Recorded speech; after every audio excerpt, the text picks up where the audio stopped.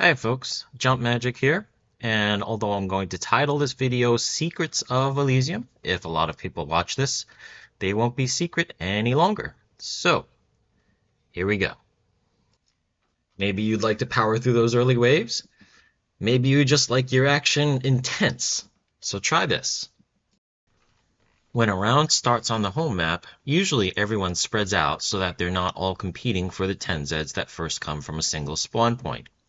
If everyone is close together, the demo might kill everything while the Berserker might kill nothing. The Zeds all spawn in the outer ring, so everyone seeks out a region where they can have some action and the dosh from kills.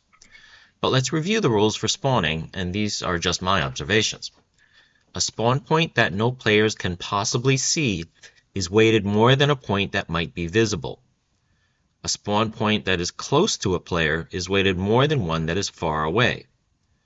A spawn point behind where the player is looking is weighted more than one that is in the player's sight. You see that if the players are all standing next to the trader, the spawn points on the back side of the tree are close to the players but out of their sight, and so are rated much higher than any other spawn point in the outer ring. All the Zeds will now spawn on the tree because they can engage the players at close range instead of walking from the outer ring, which they do if any players can see the points near the tree. I've circled our weighted spawn points here. Beyond wave 10, I'd expect that everyone is going to get plenty of action, and as long as no one drops the weight of those spawn points by moving where they can see it, all the Zeds will continue to spawn right next to our group, as you can see here. A group of 6 can possibly kill 300 Zeds in about 4 minutes.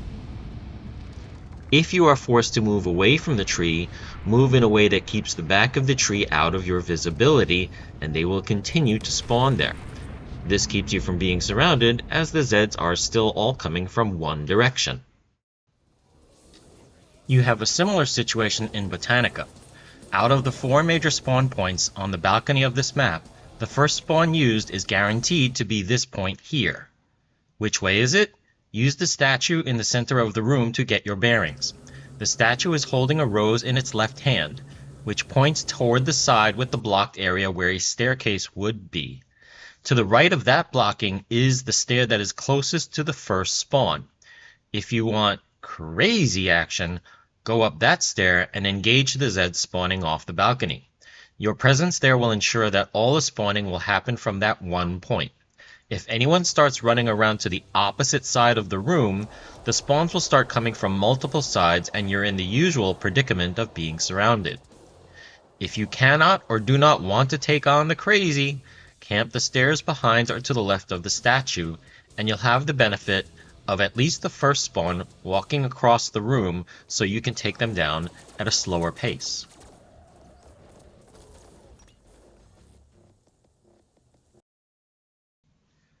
Next point of interest is an easier way of engaging large single Zeds like the King Fleshpound, Abomination, or Hans. The pipe object in the corner can be your best friend here. Once you have the pipe between you, you can shoot their legs under the pipe and they walk back and forth on the other side, only venturing around the pipe roughly 25% of the times they get to each side. Going around the pipe involves moving away from you, which they avoid as it's technically not the shortest path. If there are other players in your game, the Zed will often give up and chase someone else, and is that really a bad thing? You might ask, is this some exploit? Is this cheating? I would question Tripwire's quality control if something so obvious was not anticipated. It is way more likely that the developers said, let's stick a pipe in there so that players will have this neat trick they can do. Anyway, bosses that shoot back, like the Patriarch, are hard to defeat this way, especially if they turn invisible. A somewhat more reliable way of handling bosses that shoot, or single scrakes and pounds, is to keep a pole between you and the Zed, something that I describe as pole dancing. Nudge, nudge, wink, wink. The poles extending from the center tree are ideal as they are thin and allow you to shoot the larger Zeds while blocking their attacks on you. It is clear that this is not an exploit, as the margin of protection is much smaller on Suicidal than it is on Hard, which shows that they know about this trick and they planned on you using it. The other great reason to use the center tree is that the thin poles allow you to stay in the boss's melee range, meaning it will be less tempted to train the laser or missiles on you, which is hard to dodge when you are already close to the boss. I have seen a lot of people like to engage the boss in the outer region by this block here. The problem is that your short-range classes and your healer will have a tendency to run in and also engage, and when the boss changes target, they'll be exposed without cover and killed. Engaging at the tree lets everyone keep cover by revolving around the tree. What do I mean by Z group composition? To begin with, if the wave consists of 300 Zeds total, not all 300 Zeds are going to jump onto the board immediately. There is an approximate limit of 10 Zeds per living player that can spawn at any given time. If there is one player, 10 Zeds will spawn.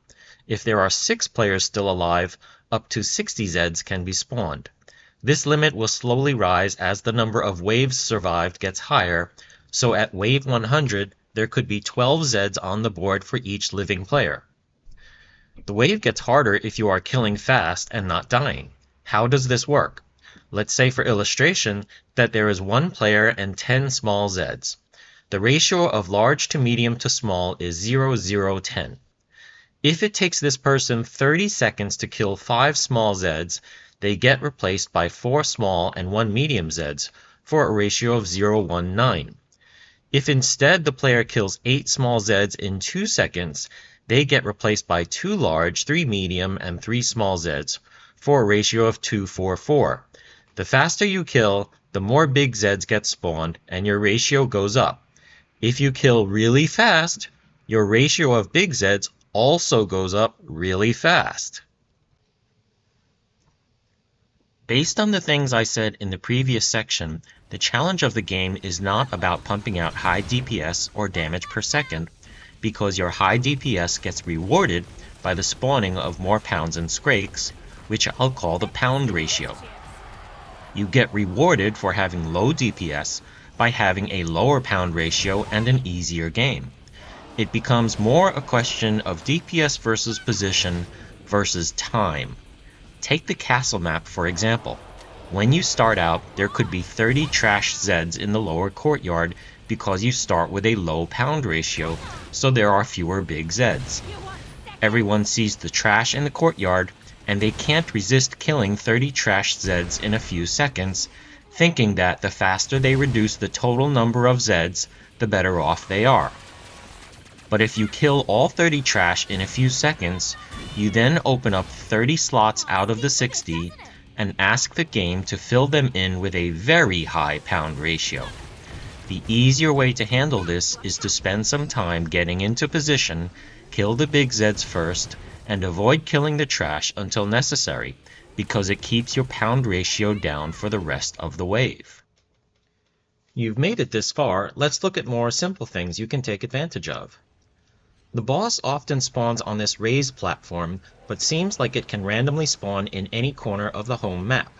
However, the reason this raised platform is there is to prevent the boss from spawning inside or next to a player.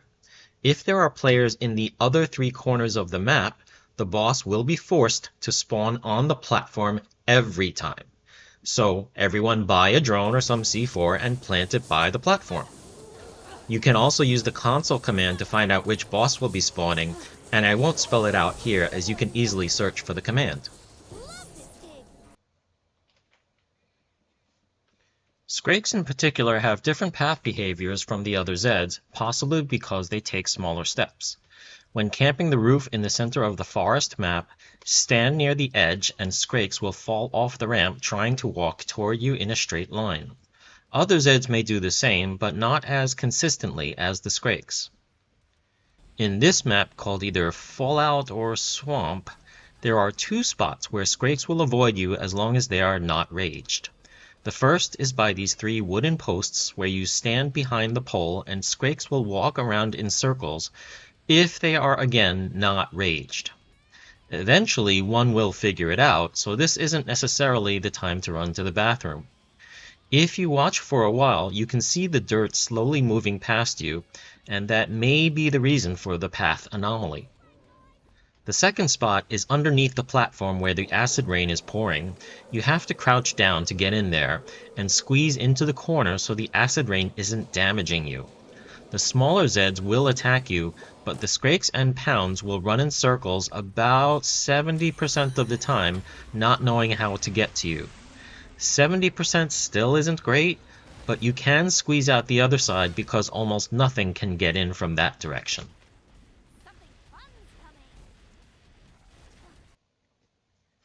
This last one, in Lore Master Sanctum, is a gem, but has a requirement that you be able to perform a double jump using a kaboom stick or double-barreled shotgun. It puts you high enough that the melee Zeds cannot touch you, and you can see they are getting in a huddle to discuss how rude you are being for not participating. You can still be bumped off the perch by a Huskbolt or Edar, which puts you in a pretty sticky situation as the Zeds are just standing there waiting for you. Thanks for watching this video. I hope you enjoyed it. I'll see you later on the killing floor.